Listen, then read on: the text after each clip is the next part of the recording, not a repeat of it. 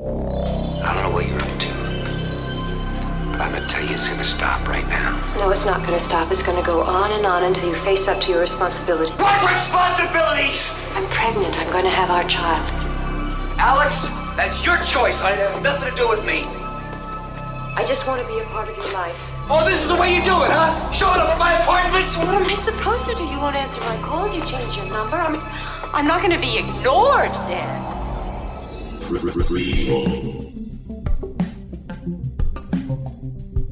Sequel. Reboot. Which one will it be? It's the Ruined Childhoods podcast. Greetings, Starfighters. How's it going? Why the dramatic pause? Why was there such a long pause there? Were you waiting for them to respond to you? I think I was. Hey, after 3 years, at some point, you need to hear a voice shouting back from the void. All right. It's time for an episode of Ruined Childhoods. And I'm Dan. I'm a host of the show, and my brother John is the other host. Say hi, John. Dan. Hey, John. Hi, how's it going? Hi. Dan. It is our first episode of the new year. Oh, yes. And aren't we excited? It's the most sexy and thrilling time of the year. I just Michael have to Douglas say, time. my one dog, my youngest dog, Rufio, has decided that now is the perfect time to be like, hey, let's play, let's go do stuff. Oh, okay. So that's what I hear. Paws on floor. Yeah, I thought you had like something dancing in the dryer. Oh, let's have dancing. No, I wouldn't dare start laundry when we were doing this. I turned off my heat for this. Oh, you know what? I mean, I've been there, done that. Yeah. So I appreciate it. The little guy's going to have to stay on my lap for a bit. And I hope, even though nobody responded to the Greetings Starfighters, that you all also appreciate that John has turned off his heat for this recording. Now, it does not look like you're in the shack. I'm not in the shack. I am in my house proper and living it up. And I've created a in the house recording area for myself. And so here we are, ready to party. Unfortunately, It means that the dogs are also ready to party. But also hopefully I'm hoping that it creates a better environment for better sound. But I'm also using a different microphone, so that just creates a whole other level of chaos. But that's okay. This is not the show where we talk about chaos. This is the show where we talk about Glenn Close being obsessed with Michael Douglas. I mean, a chaos of a different nature here. With fatal attraction, but but first, I've heard there's some news and notes that you got some news and notes for us. Oh yeah, well, I noticed that there was a couple of things that were, I guess, a little bit relevant to some of the stuff that we've been talking about. One of the things is something that I saw on Deadline, and it has to do with a sequel to the Ridley Scott film Gladiator. Yes. Yes, Dan, have you been seeing this? I saw something about it. I saw some casting, and that it was Paul Mescal from Normal People, and Ridley Scott, I believe, is back. And apparently, the actor is playing the I guess the son of like Joaquin Phoenix's sister. Connie Nielsen played the character. Right. I forget the character's name. But like she had the son who like really looked up to Maximus. Sure. Yeah. So yeah, we'll see. John, I don't know if we've ever talked about Gladiator. Are you you a fan of that film? I put it on recently, and it was it was kind of like I haven't watched this in a while. There are certainly parts that I remember really enjoying, but It didn't grab my attention the way that I remembered it grabbing my attention, 20 years ago. But yeah, no, I just want to kind of read a little bit from the Deadline article. And yes, Mescal won't be replacing Crow's Maximus, whose character met his end in the original film. Spoilers. But instead, he'll be playing Lucius, the son of Lucilla, Lucia, Connie Nielsen, who is now a grown man as the story takes place years after the first film ended. Also the nephew of Joaquin Phoenix's character and son of Marcus Aurelius, blah, blah, blah, blah, blah. Maximus saved the boy and his mother while avenging his own family with a strong impression on the young Lucius. So I'm interested. I'm interested enough. It's been a while since we've had a movie like that. Yeah. A mainstream movie. I'm sure there's been plenty of other movies that have been similar. I feel like maybe like 300 was the last one that really but even made that an was, impact. Right, but that was 300 was 7 or something. Yeah, it was like, so I guess much closer to the time of Gladiator than it is to the time now. Right. Yeah. Right. But Gladiator was a fun like popcorn movie, and it was like, cool to see in the theater. And it's a fun movie, and it's one that maybe I put on once every few years. I have the Blu-ray kicking around somewhere. It gave us the line, "Are you not entertained?" We have the whole thumbs up, thumbs down situation. Right. That's fun. Well, I mean, and like, the performances in it, I think are great. I think Russell Crowe's great in it. Not best actor. Great. No.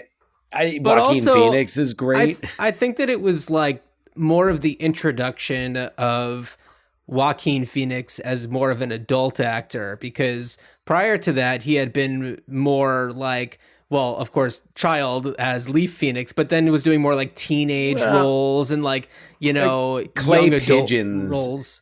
Yeah, playing like, young renegades, and like clay pigeons was one. But also the other movie, while we're on the topic of Joaquin Phoenix in 2000, the movie that I saw that I remember his performance really blew me away in this movie was Quills. The film about Marquis de Sade with Jeffrey Rush, who's amazing in it. Uh-huh. And Kate Winslet, I think it's Kate Winslet who's in it, and Joaquin Phoenix. And I remember really being impressed. Like I liked him in Gladiator. I thought he was great. I thought he was fun. Like he really just got the meat of that role. Yeah. But I thought his performance in Quills was like was really, to me, that was all right, nice. Well, I mean, I Gary No More. He was great in his works with M. Night Shyamalan, and he, Swing Away, Meryl. But he stood out in To Die For. Yes. You really have some incredible performances, and if nothing else, there were certainly hints that, this kid had something, that he wasn't just a child actor. No. Yeah. No. Yeah. So, and the other thing that I saw was on Slash Film, and I don't know how much this has come up in the past in interviews, but allegedly, Ocean's 12 was it almost starred two people that we had talked about being very close to the Ocean's 11 franchise in spirit, Paul Newman and Robert Redford, the George Clooney and Brad Pitt of their time. And so the article from January 9th said Ocean's 12 could have starred Paul Newman and Robert Redford. And we were talking about this during The Sting, about how, the Ocean's movies are kind of like in the same spirit of The Sting. And the quote is, "Those guys obviously could have easily been fathers to Clooney and Pitt." And I think that there was I guess on the Script Apart podcast, Ted Griffin, who was the original writer for Ocean's 12, George Nolfi, was the one that actually came on to write it. But Ted Griffin said that he looked back to early ideas for the sequel and remembered the notion of making this the third collaboration between Paul Newman and Robert Redford. And the quote is, it was actually more of an idea for a trailer, which was you had George and Brad having an espresso in some square in Europe and having a conversation similar to the one they have at Musso and Frank's, like, what do you think? We need one more? And Brad puts two fingers up. Two more, George says. What do you have in mind? And Brad points, and you see crossing the square towards them, Paul Newman and Robert Redford. So, yeah, you know, Wow.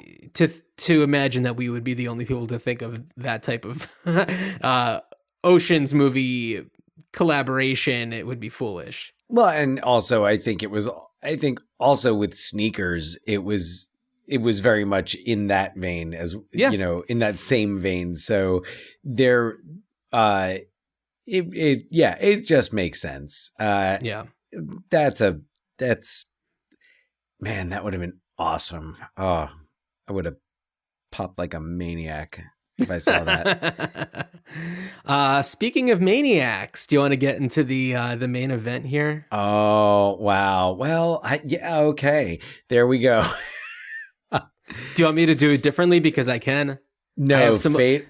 Dan, I have some other news. Did you know that along with the new year, 2023, comes the Chinese New Year, and 2023 is the year of the rabbit.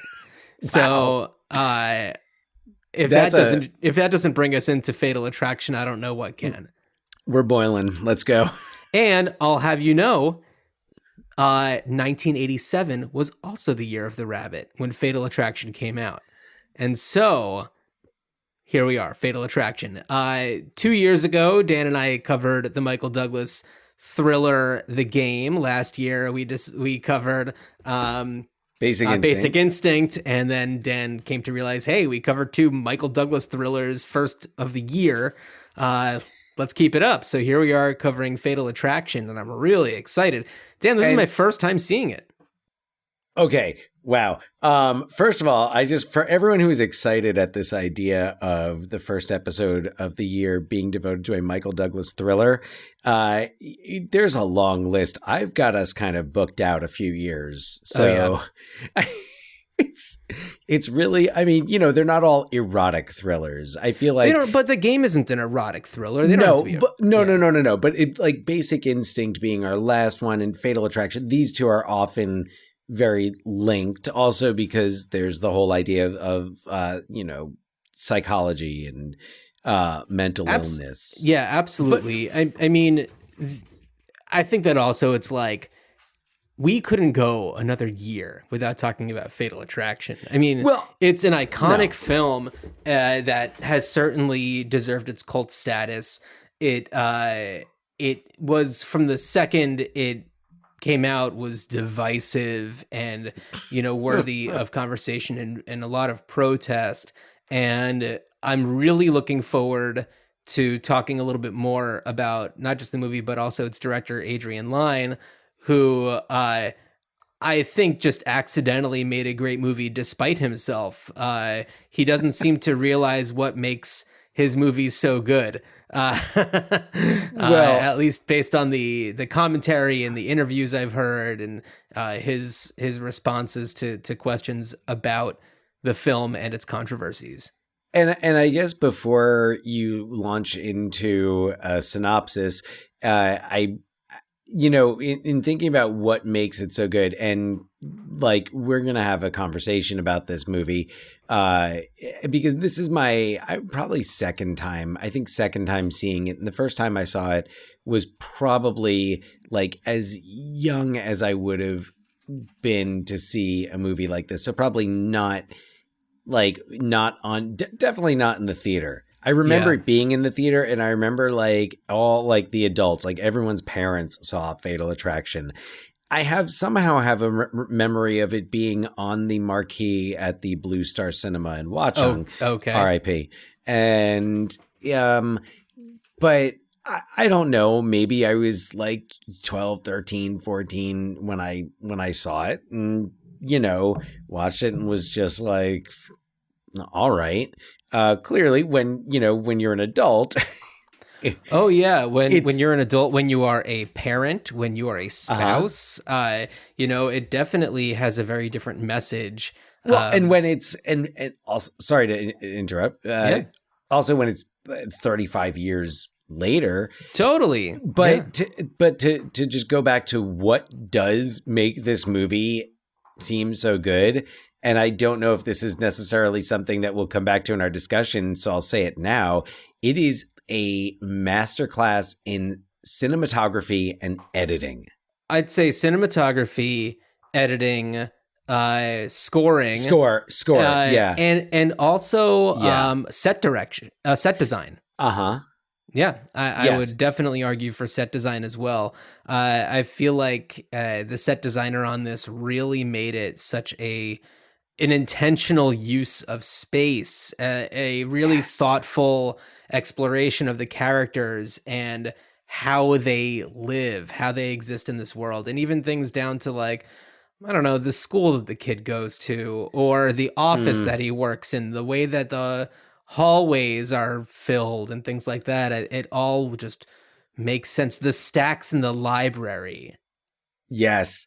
It's something that I feel it can be done. It tends to be done really well. I think of other movies with New York apartments that really tell you so much about the character, like The Fisher King, going from Jeff Bridges' apartment in the beginning to then the apartment he lives in with Mercedes Rule, and even where Parry lives, Robin Williams. Yeah. I think of that. I think of The Office in Wolf. Oh my God, the Wolf. Yeah. Is that the Brill building? I think so. Yeah, something like that. I mean, anyway, it's another one of these movies, and of course, like He Who Shall Not Be Named, but a comedy director whose most of his movies are set in New York. Oh yeah. But he's a fucking monster. So, in those movies, again, those apartments, and like, yes, it's done in other movies, in other cities. Ryan Gosling's apartment in Drive, I think, is so establishing of his character before you even really meet him. But these New York apartments just seem so like they have so much character and they add so much to these characters. But speaking of the characters, John, I think a synopsis is the logical next step. A synopsis is a logical 2 steps ago, probably. All right, Yes. but here we go. Dan Gallagher, he's got it all. A gorgeous dog, a supportive wife, and a precocious bunny-loving daughter. But when he becomes involved in an adulterous weekend with a wild temptress named Alex, Dan's life becomes very complicated. During their tryst, Alex becomes obsessive and bitter about Dan's marriage and home life. But things get even more complicated after she tells him that their rendezvous has resulted in a pregnancy that she intends to maintain. Dan and his family move out of the burbs, but Alex still manages to increase her fixation on a life with Dan until he comes to the hard truth that he must tell his wife Beth about the affair and pregnancy. But not only does Dan get kicked out of the house, Alex doubles down and kidnaps his daughter for a jaunt to the amusement park. While scouring the streets for little Ellen, Beth ultimately crashes her car and ends up in the hospital, resulting in Dan having to absolutely eat shit to her parents in their room. But this is the last straw for Dan, who confronts Alex face to face, nearly killing her. She may have his attention now, but how far either of them is willing to take it could turn a simple weekend of infidelity into a bloodbath. And I will not spoil the ending, but did I? Did you? A film that famously has alternate endings. Okay, yeah, well, fair enough. I think that, okay, we're going to spoil the ending. If you don't want to hear it, skip ahead about a minute. But ultimately what happens is goes back to the house in the burbs. Dan thinks that he's finally gotten the message across to Alex. And such is not the case. She arrives at their house with a knife that Dan nearly stabbed her with at the apartment, killing her, but restrained himself, and starts getting really crazy and attempts to kill Beth. Starts getting really crazy. Well, come on. But attempts to kill Alex. Dan finds them in a struggle and attempts to drown her in the bathtub. That is not enough to kill Alex, so Beth shoots her dead. Yes. Which I do remember. I feel like I remember hearing about that being such a huge jump scare in the theater when she like sits up in the bathtub. It's wild. It is. This movie is bad shit.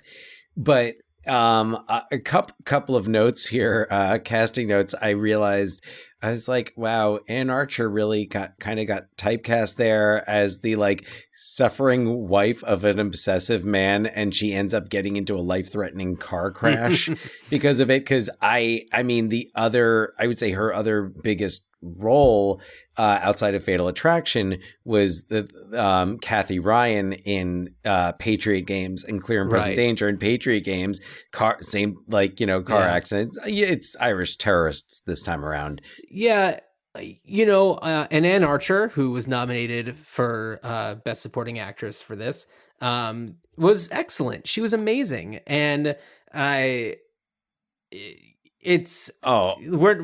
not the first persons to say this, but like first people to say this. It's been a long day. First people to say this, but like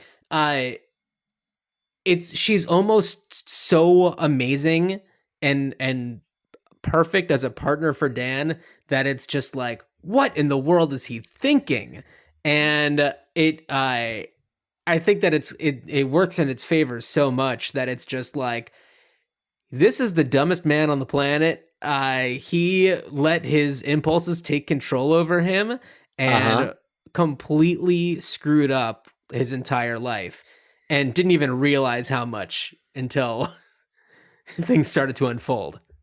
And he is, and here's where Michael Douglas as a leading man is so, he's the antithesis of a leading man in so many ways, because he embraces these roles that he's not. I was watching, I was like, wow, he's really shitty, and like we're not supposed to like him. And you think about his roles in the game, in like you sympathize with him in the game, but he's not a likable person, really. And in this, he's just. But that's the thing, is he's so like, and it sets him up that way. It's something I like about the movie, is it sets it up that so where it's like, other than like boredom or something, like he's just so like boredom and selfishness. Like he has this great, like you said, like she's so good for him. And yeah. And that's what makes it even worse that he does what he does. Yeah. And I think that, thinking about like Basic Instinct, he is a very unlikable person. Whereas in Fatal Attraction, everything is set up to make him seem like such a great guy. The movie starts off and yes, he's working at home. And yes, his daughter is watching TV next to him, but, he's still an active participant in his daughter's life. And he's, he's very present in her life in a lot of different ways. And he's actually charming, and he's actually fun, and he's, his friends like him, and he presents as a really likable person. And he makes this gigantic mistake. And I think that, and this is kind of going into Adrian Lyne's vision of the movie versus what I think he actually ended up doing, is that according to what Adrian Lyne says, like in the commentary, I believe that he thinks that every man wants to have an affair. Like, I think that for him, it's just like, oh yeah, everybody does it. But you just got to not get caught. And I think that the way that it actually really plays out is just like, this person seems so great, and deep down, he's not. He is really a dirtbag, and he is just clearly thinking very selfishly and doesn't care about the consequences. And it's like maybe he is getting swept away in the, his budding career. It's like he's on the verge of becoming partner. I imagine there's a Fred Gwynn scene or two that got cut that goes into it. We got ripped off on Fred Gwynn there. I feel like he deserved a lot more. But it's just like, maybe it's like his ego is getting ahead of him. And that's the reason why he falls for this woman's advances and doesn't do anything at all to say no. Right. And the fact that it's not just one night. Right. Well, it's not one night because she manipulates him into staying the second night. And yes. And by using this information that he told her about how he was so upset when watching Madame Butterfly with his father, that he got so physically upset that he had to like hide under the seat. And it was a moment where he was really telling her about this, this time that he had of connection with his father, but she took that information and kind of filed it away as like, this is how I can manipulate him. He is upset by the part in Madame Butterfly where she kills herself. And so I'm going to use that in order to bring him further into my seduction, essentially. And so he's about to leave. She slits her wrists and plays him like a fiddle. I mean, because there is part of him that is this good guy that he, can't imagine leaving her. And she knows that. Yeah. I can't imagine leaving her to just die in her apartment. And it's so incredible the way that Glenn Close plays it off.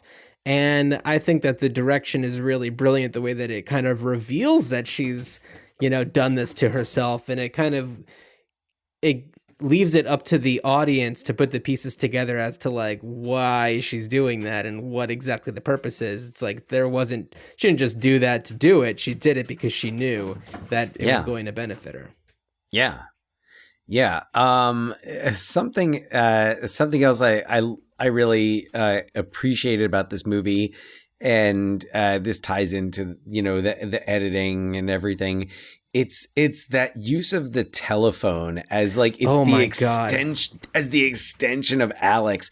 And I love how they set it up and how it embraces these like tropes of the genre, but really does them to perfection. Yeah. I mean, in the very first scene, the phone rings and he, picks it up. It's, his work friend's wife, and it's this whole thing. But like every time that phone rings, it means something else, and then it just gets more and more intense. Well, and then it becomes Alex, and they do it where it's like and it's like the phone's ringing, like the time when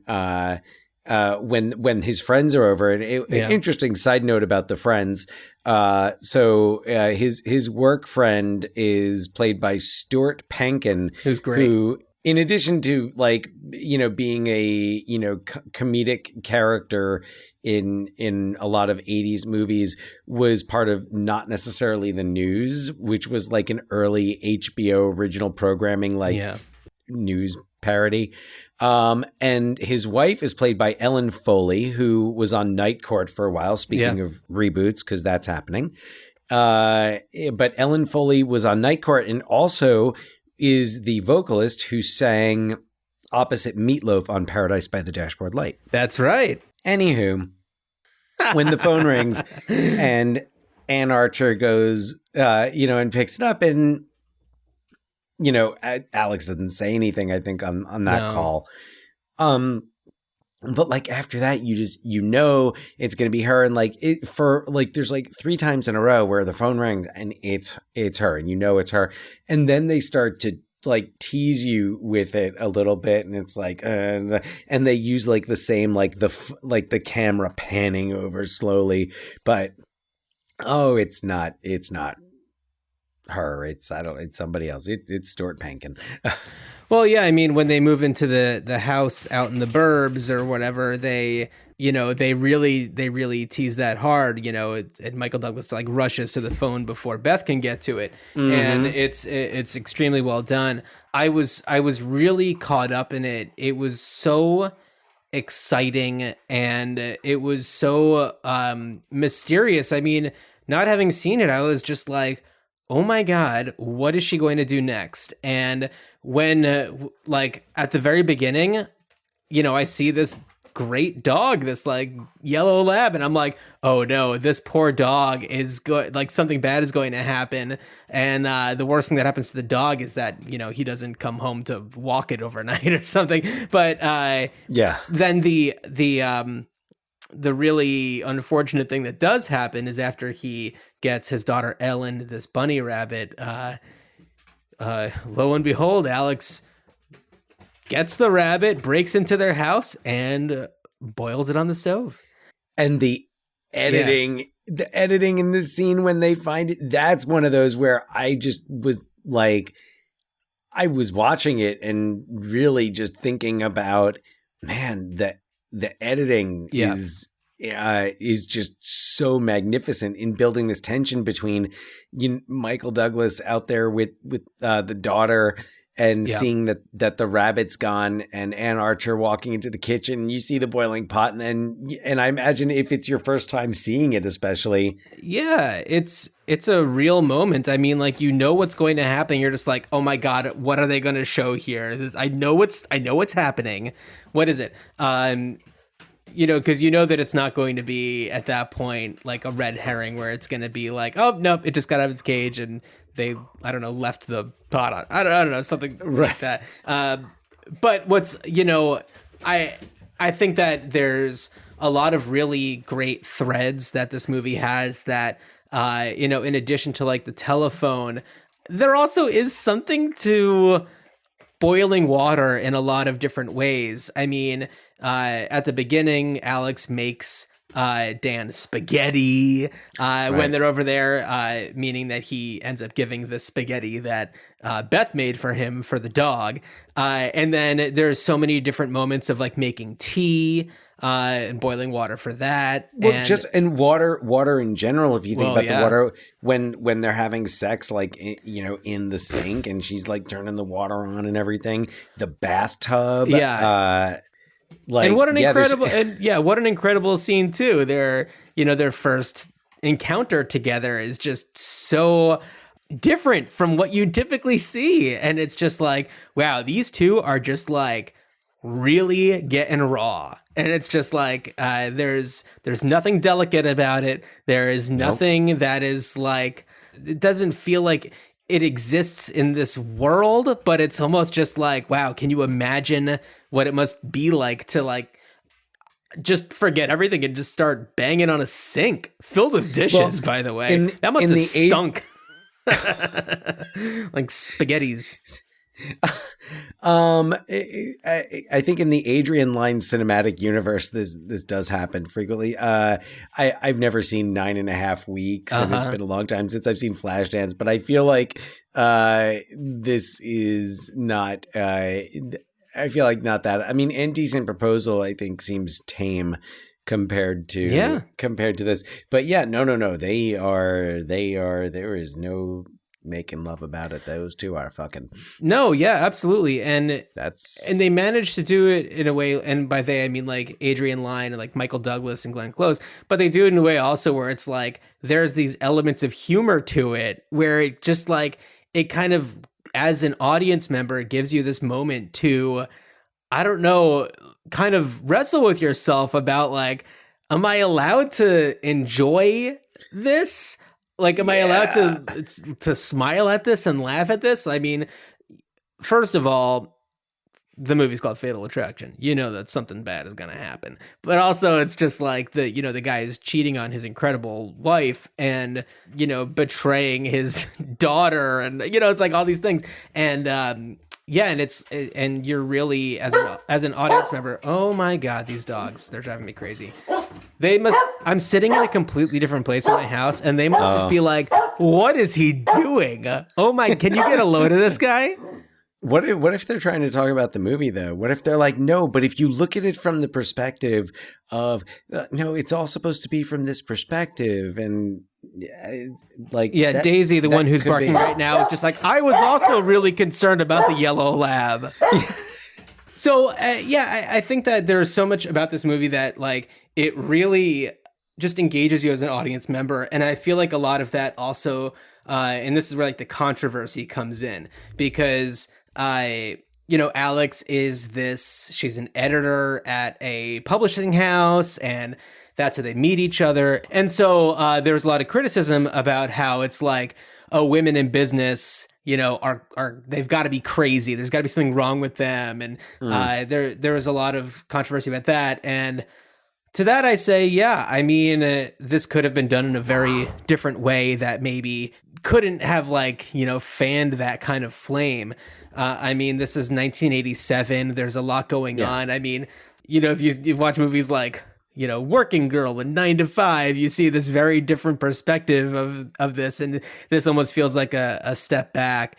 And Adrian Lyne, I think his perspective is just like, no, that's absolute rubbish. And it's just like, I don't know, maybe consider the fact that, had she worked in retail or something, it might have had a different message. I think that there's something to be said about including women in high-powered positions. She was, I think, still not like a senior editor or anything. She had a good job at an editing house or a publishing house. And as far as we know, I don't think that Beth has a job, which could have also changed things. We don't know if their friend, had a job. Jimmy's wife, Hildy, that's what her name is. Yeah. We don't know what her occupation is, but it would have changed things, I think, if she or Beth also had really good jobs. I just wanted to make sure to talk about that a little bit. Well, there's quite a bit, and before getting to this movie specifically, the Adrian Lyne filmography does not suggest a high regard or respect for women. Women are very much sexual objects, and if they have some type of power or status, that makes them just more desirable and there to be manipulated. In Indecent Proposal, Robert Redford rents Demi Moore from Woody Harrelson. You've got Lolita. I don't think I need to go on about that one. You've got Flashdance. I feel like the male character in that, the love interest is that movie is all very much about the male gaze. And, think about the iconic moment of that movie is very much sexualizing. There's more water. Yes. Yeah. Oh, water. We love that water in Adrian Lyne movies. Yeah. So anyway, I feel like, and I can't necessarily speak as much for Jacob's Ladder, but that one is the outlier in his filmography. It's probably why it's my favorite of his films. Anyway, this movie specifically is so misogynistic. The fact that when she tells him she's pregnant, and he asked her, he says, "What, you don't use anything?" Right. Yeah. And it's like, whoa. Yeah. Slow down. I know. And this also begs the question of whether you think she was really pregnant or not. Right. I wanted to ask you what you thought, because in my, like, the only thing that suggests in it that she's not is at one point she seems to be drinking wine. She's got like her little like snack. Well, yeah, you could have a glass of wine. Because she's got like all the snacks at that one point that she's got her little platter out. And oh yeah. There's nothing more to suggest that she's not. I think that the fact that she has a pint of Haagen-Dazs, a whole thing of Oreos, Doritos, and wine has nothing to do with like pregnancy cravings or anything. I think that for Adrian Lyne, that's just like, oh, this is how women act when their hearts are broken. I think that's just him being a misogynist. But you don't think that's him saying this is what women eat when they're pregnant? No, not at all. So in the commentary, Adrian Lyne does say he indicates that, it's not that there's a question of her being pregnant or not. It's like, oh, it's a fact. She said that she's pregnant. It was, the doctor verified it or whatever. But it's not like, oh, you think that she wouldn't use this as like a point of manipulation? You don't think that she would have just like found somebody to say like, hey, call this person's going to call you, say you're a doctor and say that I'm pregnant. Like, she is all about that manipulation. And the only thing that we ever really see is just like a box of pregnancy tests in her cabinet. But the timeline makes no sense. There's no way that within the time between when they had their affair to when she tells him that she's pregnant, that she would know. It's just not possible. How much time? But do we know exactly how much time it is? I'd have to look and see if there's any indications one way or another, but I don't think it's a lot of time. I don't think that it's more than a week or two. Okay. Yeah, no, because that also occurred to me, but it's like usually there's some type of reveal, or at least there's the indication of it. Now, I did, a little light research, mainly Wikipedia, but and I don't know if there's anything in the commentary, but I think it seems like the one person who would know for sure would be Glenn Close. And I was doing some reading, and it looks like after she did some research, determined that her character had something called erotomania, right? Which is a rare paranoid delusional disorder. So thinking about the pregnancy issue makes me think that it could have been possible that Alex was convinced she was pregnant, and that could be true.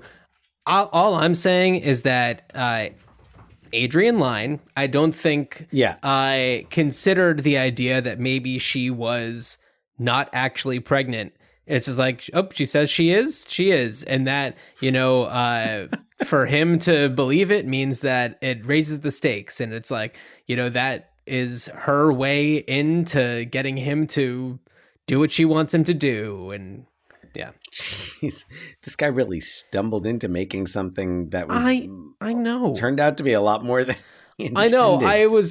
I watched it, I think 2 days in a row, the second time with commentary. And I was just like, this guy is such a dunce. How does he not know how he made a great movie by accident? Like, he doesn't realize that the things that made it great. So, there's this moment where she, as a peace offering, gives him tickets to go with her to Madame Butterfly.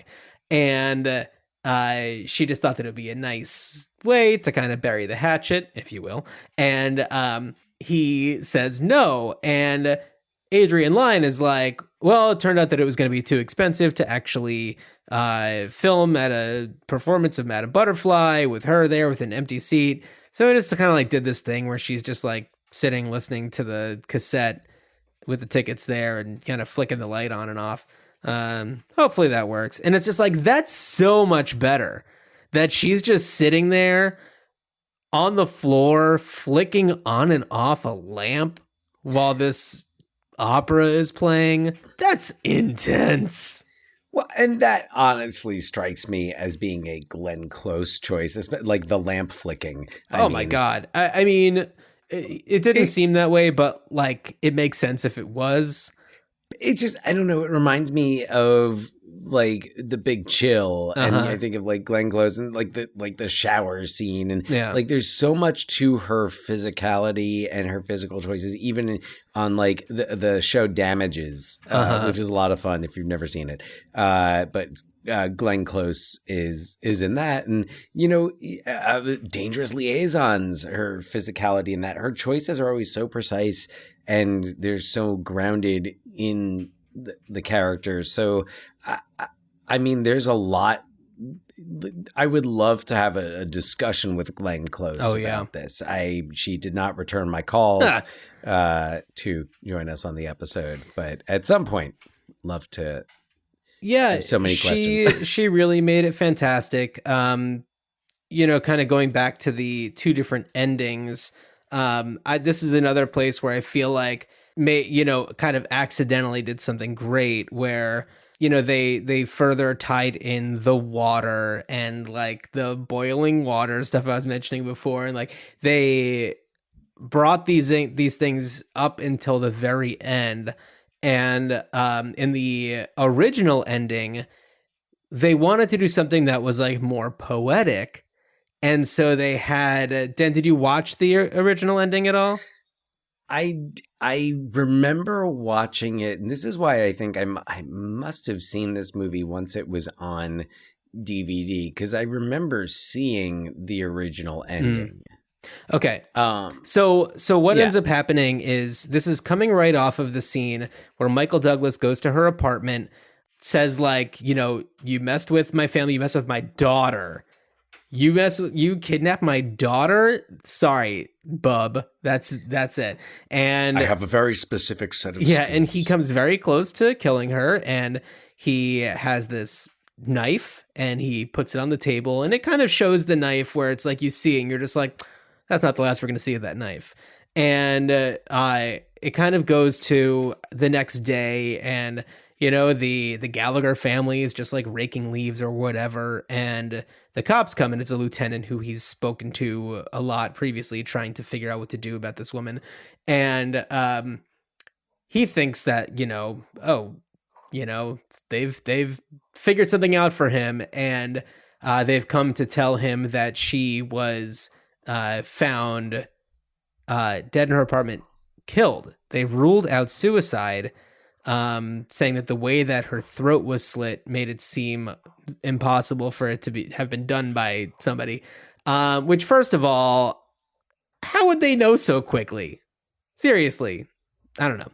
And so it's not like there's somebody who goes in to like feed the cats or something. There's just, you know, she lives by herself. But anyway, so they're essentially saying like, well, we'd like you to come in, and they're actually checking the fingerprints on the knife that was used. And as you've seen, his fingerprints would be on it. And so he essentially just kind of yells out the police car window to Beth, like, go into my address book, call my lawyer or whatever. And inside the address book is this cassette tape that Alex had given to Dan, where she is just going off on a very long rant and saying like, you know what, I'm going to kill myself. And then what are you going to do? And it's you know, admitting that she was going to be doing these things. And, you know, as Beth is listening to it, it's kind of like the way to get him out of jail and clear his name. And so it's kind of like an ending that falls flat, but they preferred this ending because it was very poetic, because of the Madame Butterfly of it all and the suicide. And you know, and maybe this is also a, you know, we're 35 years later and we have a lot of other movies to kind of look at and see, you know, what other people have done. And it's like doing a story like that where she kills herself. It's like, I don't know, it's a little lazy. Like you're making a thriller. I think that the scene that they actually shot, it ties things together so well, and it really is a satisfying ending.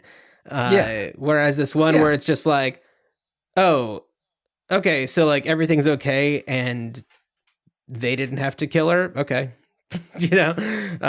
So anyway, it's like, oh, all right, so everything kind of works out. Like, she kind of took care of herself, and it's all good. No.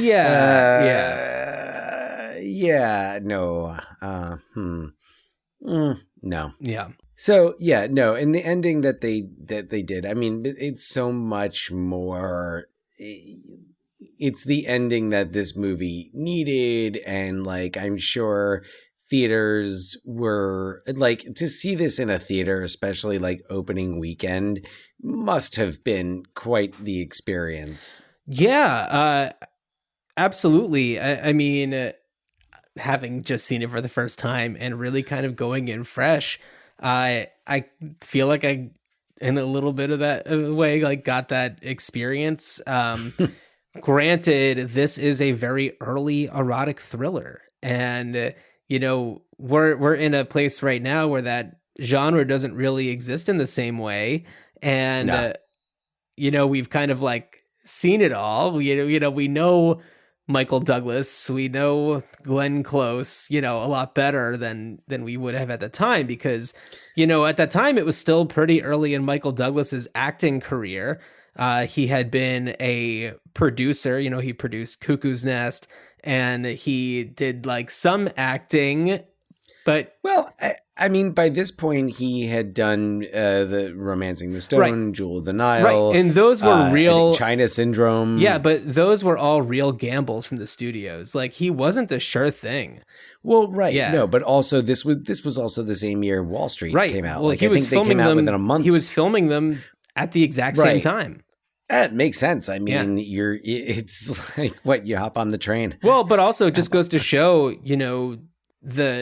the chops of an actor to kind of be able to do that, to go from one day to the next being different people who have completely different vibes. I mean, I think that if he was doing Wall Street and Basic Instinct at the same time, I would maybe be like, yeah, okay, well, he's, got some of those similar vibes, not exactly the same, but in this one, he's very much, I mean, yes, he did something terribly wrong, but he is also a victim. I think that in Basic Instinct, he is very much an aggressor. And in Wall Street, he is very much also an aggressor. And as someone who kind of like, I love the Academy Awards, but like particularly this era of Academy Awards. So the fact that, like, first of all, like, Fatal Attraction got nominated for Best Picture, Best Director, Best Actress, Best Supporting Actress, didn't get the Best Actor nomination, which is fine because Michael Douglas got nominated and won for Wall Street. So all good. So I think that this, and it's funny because a movie that this brings me back to is Gladiator. Really? In the sense that it is a very popular, very well done popcorn movie that ends up getting, like, it gets the Best Picture nomination it's like that's reserved for one movie like that. Yeah. The thing is, Gladiator won, which I did not agree with that decision. But it's just funny. I always, like, that's why I miss keeping it to 5 Best Picture nominees, because like it wasn't just more exclusive. It was always fun. Like, okay, what's going to get that one spot? Like Ghost, like the Ghost spot, so. But this got all the, nominations. I don't think any wins. I know The Last Emperor won Best Picture, and like Bernardo Bertolucci won Best Director. So I think that also it needs to be mentioned, like, this is 1987, which is just like such a great year of movies. Totally. A lot of more of the like popcorny movies. Certainly it had its heavy hitters for dramatic stuff, but like quality popcorn. But what a movies. Year! Just like a year to go to the movies. Quality movies. I feel like actors, like, just doing, like, I think of Schwarzenegger in Predator and The Running Man in this one year. I think he also had another one. I think Red Heat was also. Could have Or been. no, I think Red You know, Heat was it's the just following like year. such a, I guess like 86 was just a really good year for production, like 86, 87, just Right. like there must have been something going on where the money was flowing and they Oh. were just like cranking them out. So yeah. So the top 10 box office of that year is Three Men and a Baby at number 1, Uh-huh. Fatal Attraction at number 2, Beverly Hills Cop at number 3, Beverly Hills Cop 2 at number 3. Yeah. Good Morning Vietnam, Moonstruck, The Untouchables, The Secret of My Success. Secret of My Success did didn't that well, realize- huh? I didn't think so. Like Stakeout was the like 8th biggest gross of the year. Lethal Weapon is up there, of course. The Witches of Eastwick is number 10. Now, granted, you have less releases in 1987, but still, like there's a lot. Uh-huh. Cher won Best Actress that year. Deservedly and Best so. Supporting Actress, yeah, was Olympia Dukakis. Deservedly so as Yeah. well. Moonstruck is Okay. amazing. Yes. Yeah, I have not seen it in a long time. It's one I think I want Oh my God. It's one of my favorite Nicolas Cage performances. Just, yeah. But there's another actor, 1987, Raising Arizona, Moonstruck. Man. Yeah. Connery won Best Supporting Actor that year for The Untouchables. So Dan, you know, we're talking about a lot Yeah. of these like really fun movies. I also watched it. I did some extra credit for this one, and I watched Fatal Instinct, the Carl Reiner parody film about the. I think that it's really 3 movies. It's Fatal Attraction, Basic Instinct, and then like Chinatown, because it's like a more like noir kind of a vibe to it. Yeah, and it is absolutely bananas. You have just so many of the nods to the different scenes in Fatal Attraction.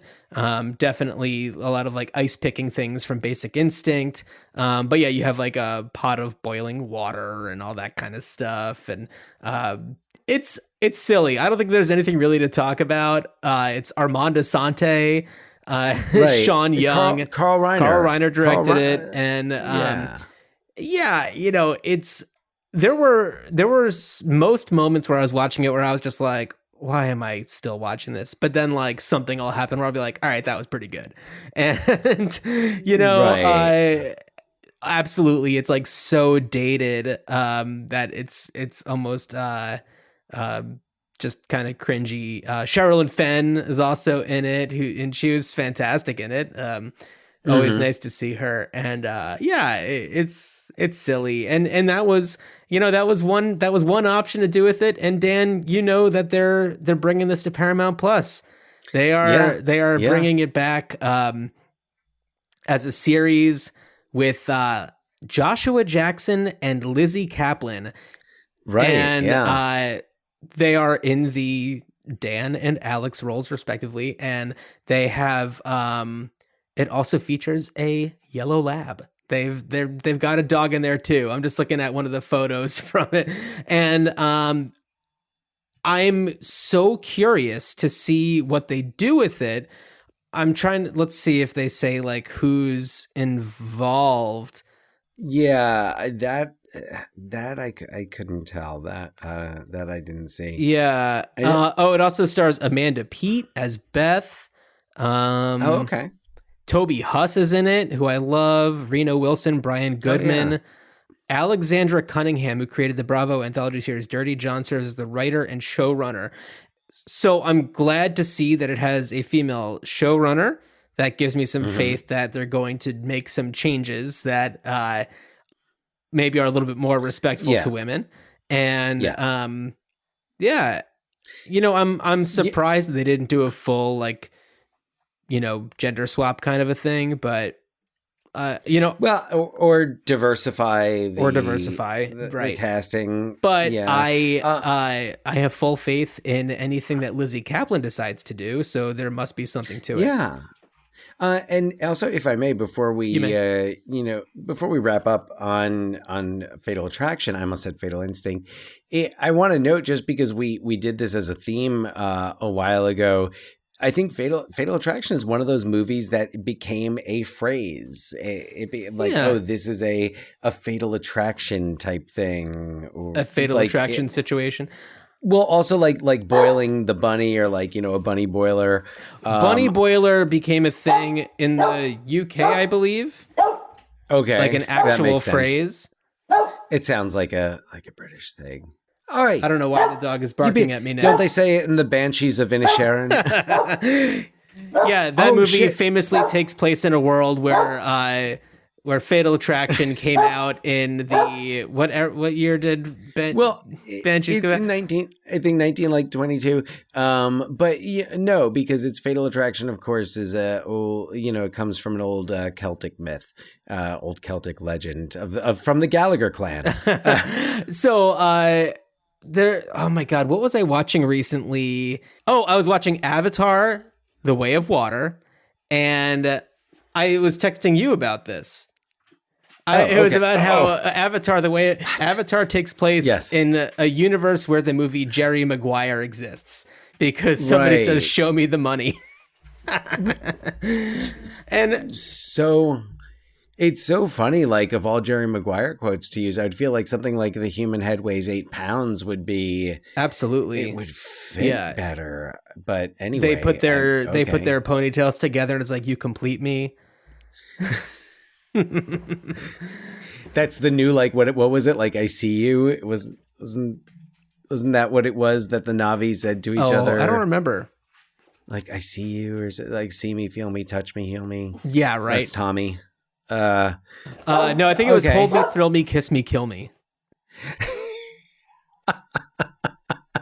Batman Forever soundtrack. The Batman Forever soundtrack, forever classic. That is one of, I'm not a big U2 fan, but that is one of the U2 songs I enjoy a bit more than others.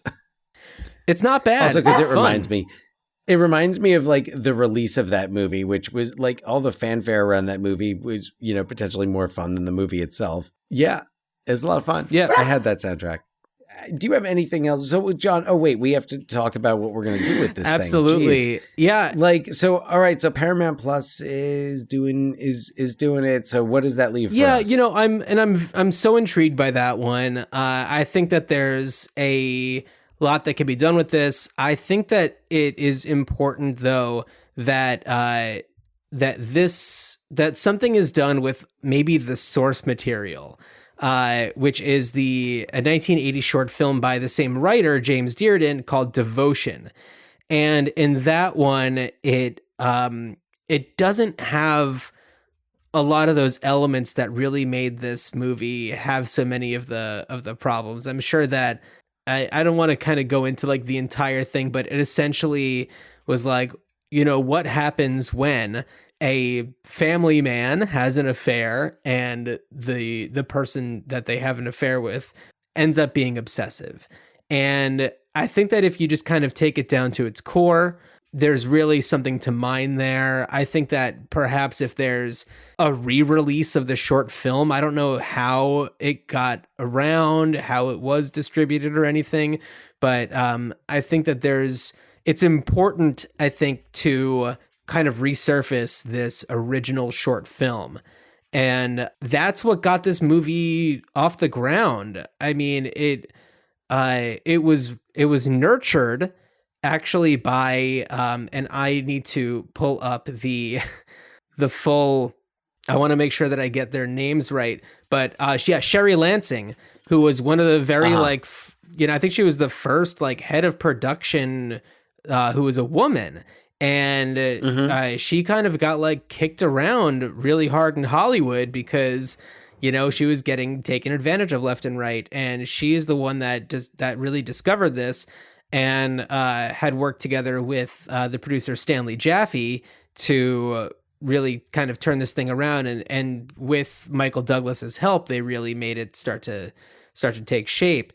But that's when there were all of these notes about having to change the the script and really kind of changed the character of Alex in order to fulfill studio requirements in order to get this made. And it ended up really, shooting Sherry Lansing in the foot because she had good intentions with bringing this short devotion into the mainstream as a feature. And maybe there's another chance to kind of go back to the source material and do something new with it.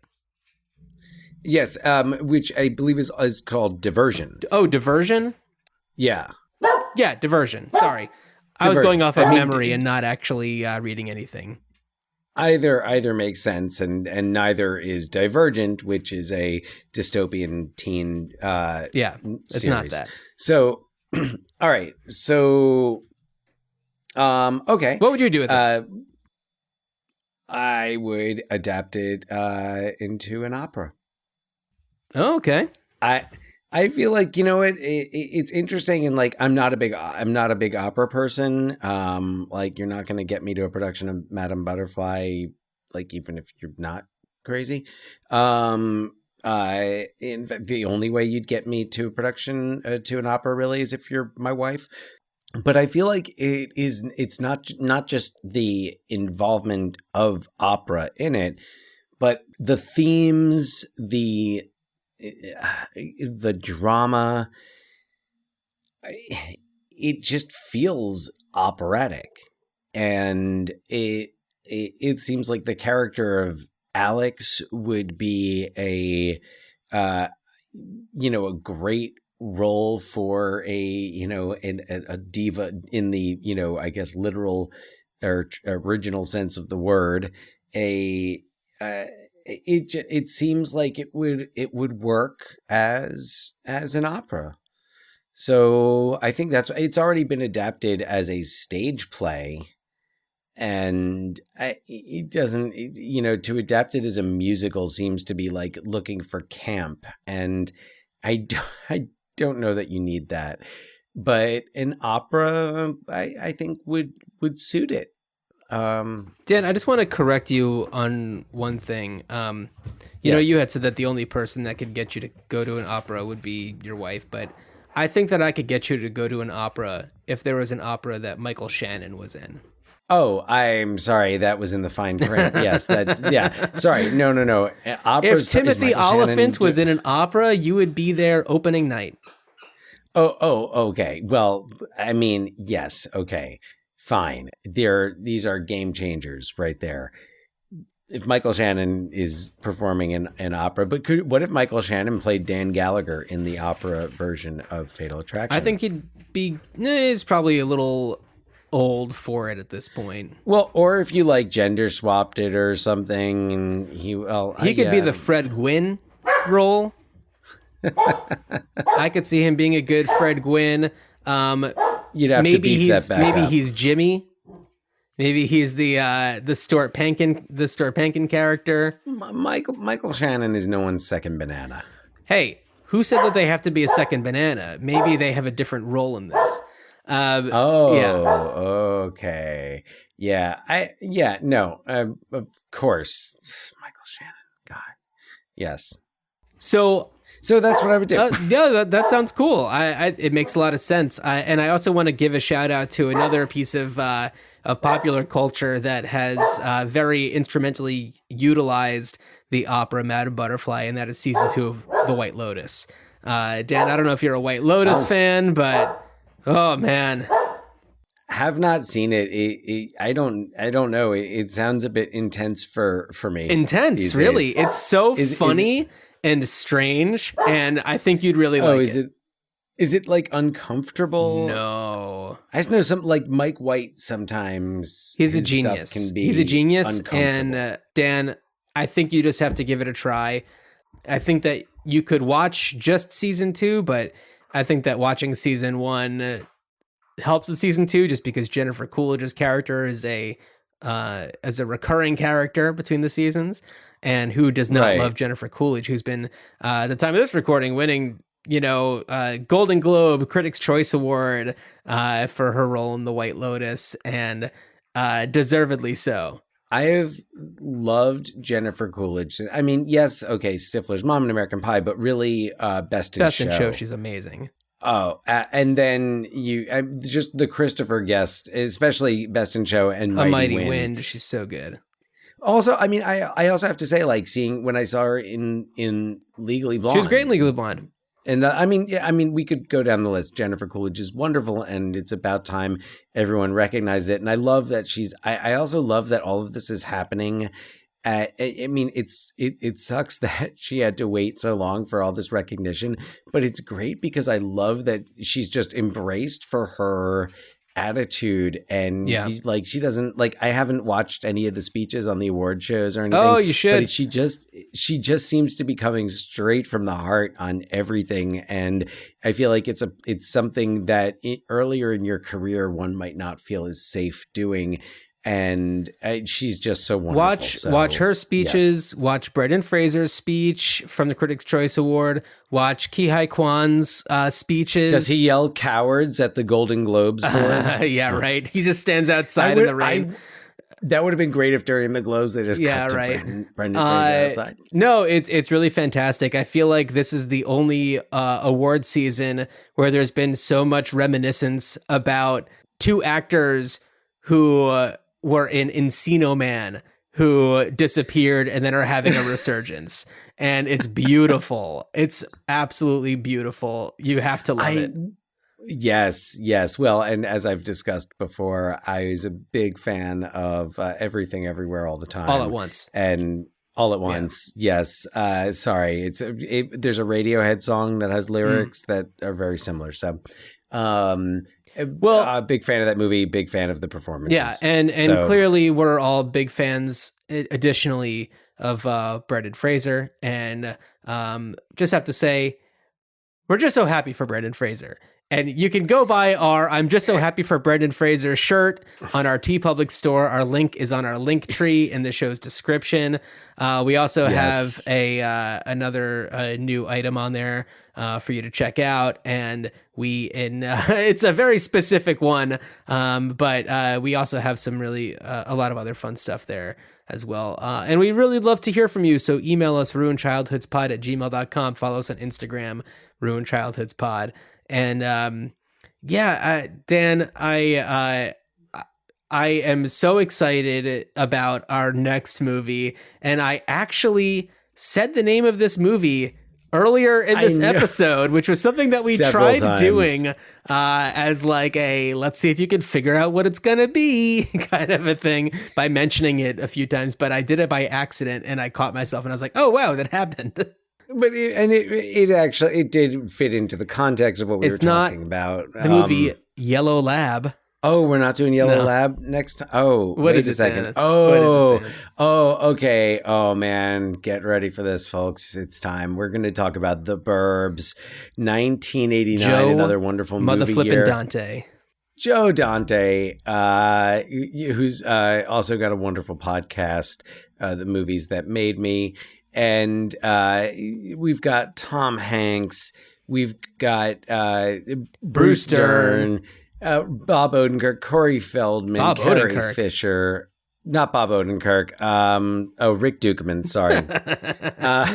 Corey Feldman, Carrie Fisher. It's a really great cast. There's so many things I could say about it right now, but I'm gonna hold off. But yes, Dan, as you are following somebody out to the burbs of New York, I wish you a good journey.